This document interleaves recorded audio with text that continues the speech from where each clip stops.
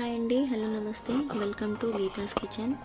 ఈరోజు నేను ఈ వీడియోలో గోరు చిక్కుడుకాయ కర్రీ ఎలా తయారు చేసుకోవాలో చూద్దాం. ముందుగా ఒక మిక్సీ జార్ తీసుకొని అందులో 3 స్పూన్ల పల్లీలు, అలాగే 8 వెల్లుల్లి రెబ్బలు, చిన్న కొబ్బరి ముక్క,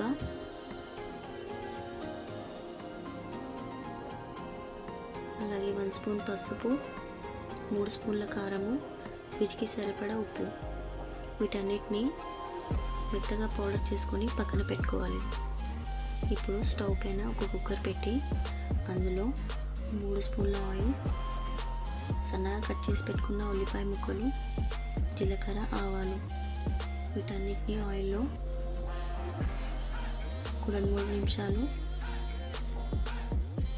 ఉడికిన తర్వాత ఇప్పుడు సన్నగా కట్ చేసి పెట్టుకున్న పచ్చిమిర్చి, కరివేపాకు, అలాగే 2 టమాటాలు కట్ చేసుకొని అందులో యాడ్ చేసుకోవాలి. ఇప్పుడు 1/2 కేజీ గోరుచిక్కుడు కూడా ఇందులో యాడ్ చేసుకోవాలి. ఇప్పుడు 1 స్పూన్ ధనియాల పౌడర్, అలాగే ఇందాక మనం పౌడర్ చేసి పెట్టుకున్న మసాలాను కూడా ఇందులో వేసుకోవాలి. ఈ గోరుచిక్కుడు ఆయిల్లో 10 నిమిషాల పాటు ఉడకనివ్వాలి. ఇప్పుడు ఇది ఇలా ఉడికిన తర్వాత 2 గ్లాసుల వాటర్ వేసుకోవాలి. ఇప్పుడు కొత్తిమీర, పుదీనా వేసుకోవాలి.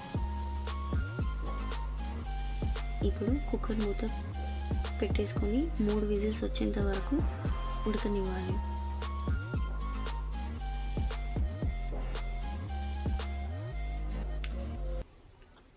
చూసారా, టేస్టీగా ఉండే గోరుచిక్కుడుకాయ కర్రీ రెడీ.